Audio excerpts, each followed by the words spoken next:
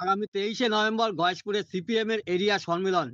সেই সম্মেলনকে সামনে রেখে রাজনৈতিক কর্মসূচি সিপিএম কর্মীদের। এই রাজনৈতিক সম্মেলন অনুষ্ঠিত হবে গয়েশপুর সুকান্ত সদনে। সম্মেলনকে সামনে রেখে ইতিমধ্যে বাম কর্মী সমর্থকরা লাল পতাকায় মুড়ে ফেলেছে গয়েশপুর শহর, সাজিয়ে তুলেছে দলীয় কার্যালয়। আর সম্মেলনের সমর্থনে গয়েশপুর অঞ্চলে মিছিল বের করে বাম কর্মী সমর্থকরা। আগামী দিনে রাজ্য সরকার ও কেন্দ্রীয় সরকারের বিরুদ্ধে লড়াই আন্দোলন আরো মজবুত করতে দলীয় সম্মেলনের মধ্যে দিয়ে রূপরেখা তৈরি করবে বলে জানালেন বাম নেতৃত্ব।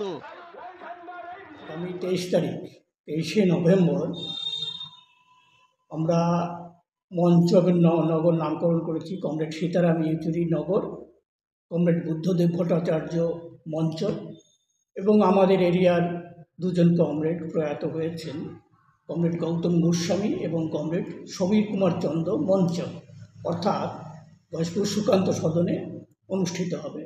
এই সম্মেলনকে সামনে রেখে আজকে আমাদের কেন্দ্রীয় মিছিল সংগঠিত হয়েছে।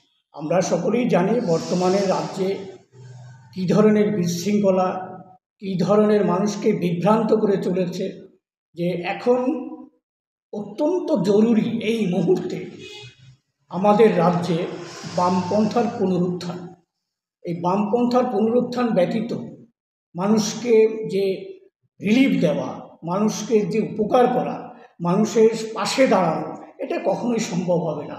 রাজ্যটাকে একটা অন্ধকারময় পরিস্থিতির দিকে নিয়ে যাচ্ছে বর্তমান রাজ্য সরকার এবং কেন্দ্রীয় সরকার উভয়ই। আমরা প্রতিবাদ করছি, এর বিরুদ্ধে আমরা আলোচনা করব আমাদের সম্মেলন মঞ্চে, সম্মেলন কক্ষে। সারা রাজ্য, সারা দেশ এবং বিশ্বব্যাপী যে সমস্ত চাহিদা, যে সমস্ত দাবি দেওয়া সাধারণ মানুষের স্বার্থে, এই সমস্ত বিষয় নিয়ে আমাদের এই সম্মেলন কক্ষে আলোচনা হবে। আলোচনা সমালোচনার মধ্য দিয়ে আগামী দিনের যে পথ চলার দিশা, সেই দিশাটা নির্দিষ্টকরণ করা হবে এই সংগঠন সম্মেলন মঞ্চ থেকে। আপনার নাম? আমার নাম রবীন্দ্র কুমার দাস। এই যে সম্মেলনকে নিয়ে অভ্যর্থনা কমিটি গঠিত হয়েছে তার আমি সম্পাদক।